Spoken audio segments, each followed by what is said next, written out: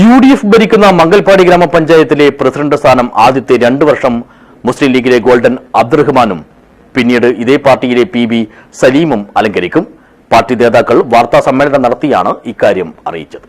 This news sponsored by Yenapoya Speciality Hospital, Kodiyalbayal, Mangalore.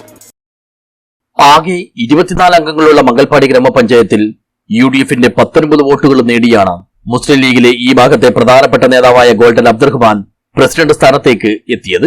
എന്നാൽ മുൻ കാസർഗോഡ് ജില്ലാ പഞ്ചായത്ത് അംഗം കൂടിയായ ഇദ്ദേഹം ആദ്യത്തെ 2 വർഷം മാത്രമായിരിക്കും പഞ്ചായത്തിന്റെ പ്രസിഡന്റ് സ്ഥാനം അലങ്കരിക്കുകയെന്നും പിന്നീടുള്ള 3 വർഷക്കാലം മുസ്ലിം ലീഗിലെ തന്നെ PB സലീമായിരിക്കും ഈ സ്ഥാനം അലങ്കരിക്കുകയെന്നും പാർട്ടി നേതാക്കൾ അറിയിച്ചു.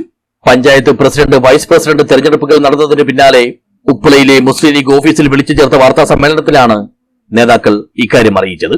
പ്രത്യേകിച്ച് UDF എന്ന് പറഞ്ഞാൽ ഞങ്ങളിൽ ആരോടും വിദ്വേഷവും ഇല്ലെങ്കിൽ ആ ജയിച്ചതിന് ശേഷം ഒരു ദുരുദ്ദേശത്തോടു കൂടി കാണുന്ന ലക്ഷ്യമോ ഞങ്ങളിൽ ആരെങ്കിലില്ല.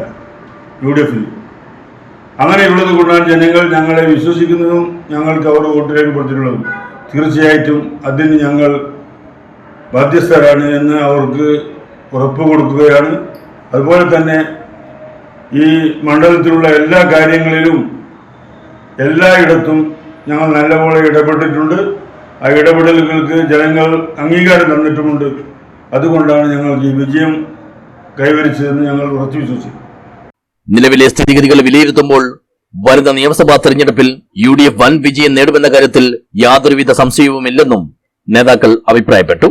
മുസ്ലിം ലീഗ് കാസർഗോഡ് ജില്ലാ വൈസ് പ്രസിഡന്റ് TA മൂസ, പാർട്ടിയുടെ മഞ്ചേശ്വരം മണ്ഡലം കമ്മിറ്റി പ്രസിഡന്റും മഞ്ചേശ്വരം ബ്ലോക്ക് പഞ്ചായത്ത് അംഗവുമായ അസീസ് മരിക്കെ, പാർട്ടിയുടെ മണ്ഡലം secretary Abdulla Malika, panchayat committee president Shahul Hameed Bandiyod, general secretary Ashraf citizen, vice president Azeem Manimunda, youth league president BM Mustafa എന്നിവർ വാർത്താ സമ്മേളനത്തിൽ പങ്കെടുത്തു.